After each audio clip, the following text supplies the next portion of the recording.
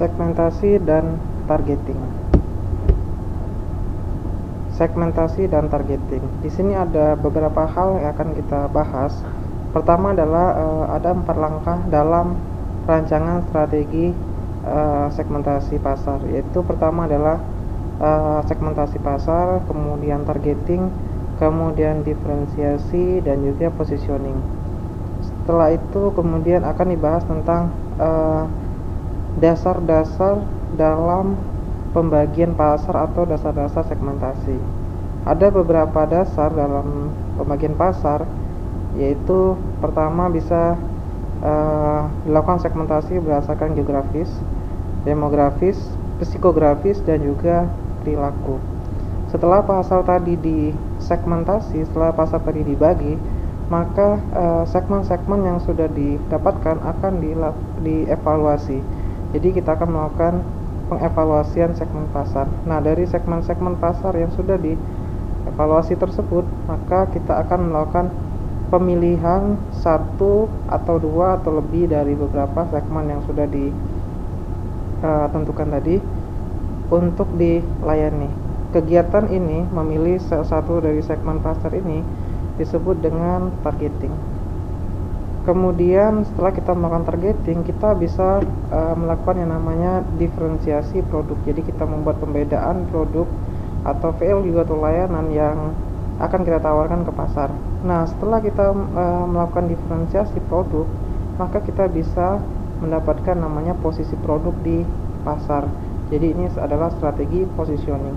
Nah, setelah perusahaan itu mendapatkan atau suatu produk tersebut mendapatkan posisi yang produk di benak konsumen, maka dia akan mendapatkan yang namanya competitive advantage.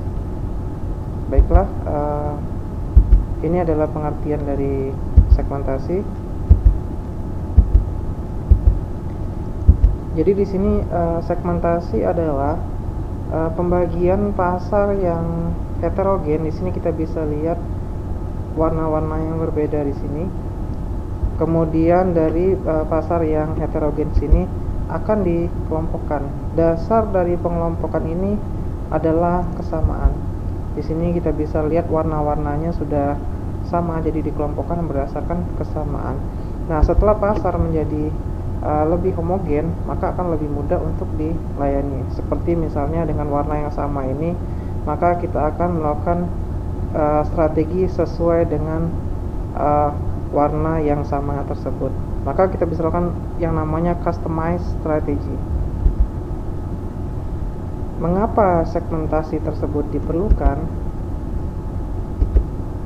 Di sini kita bisa lihat karena pemasaran saat ini tidak dapat memenuhi kebutuhan dan keinginan semua pembeli di pasar. Pertama. Kemudian kedua adalah tidak bisa dengan produk dan atau layanan yang sama untuk memuaskan semua segmen.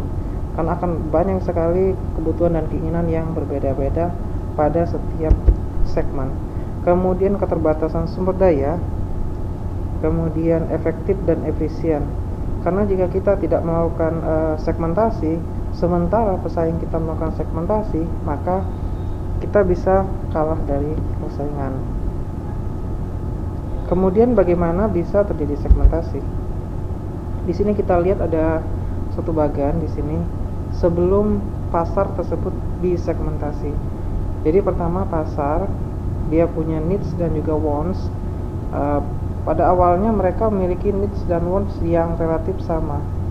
Kemudian kalau needs dan wants-nya relatif sama, maka kita bisa membuat produk yang disebut dengan produk massal. Jadi produk yang sama untuk semua segmen.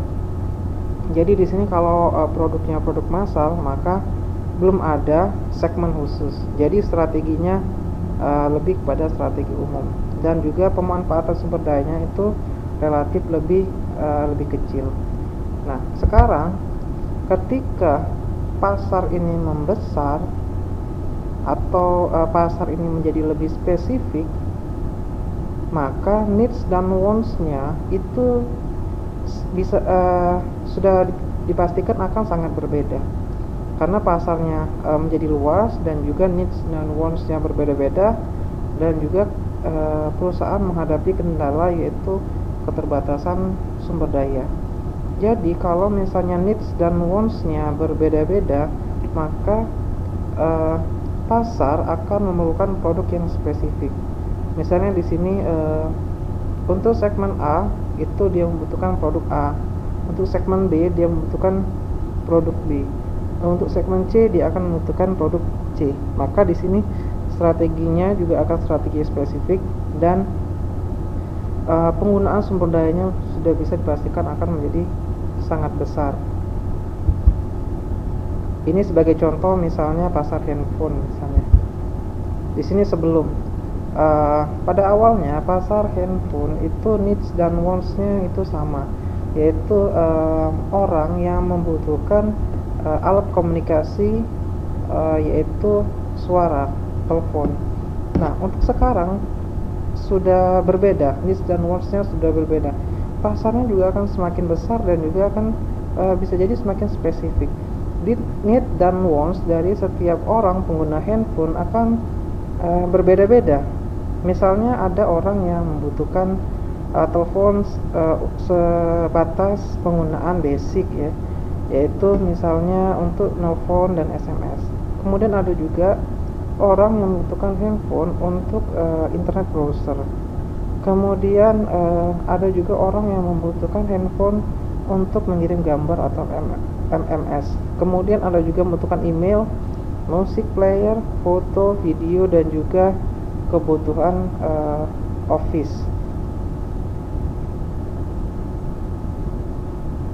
Baik, demikianlah pembagian pasar atau segmentasi.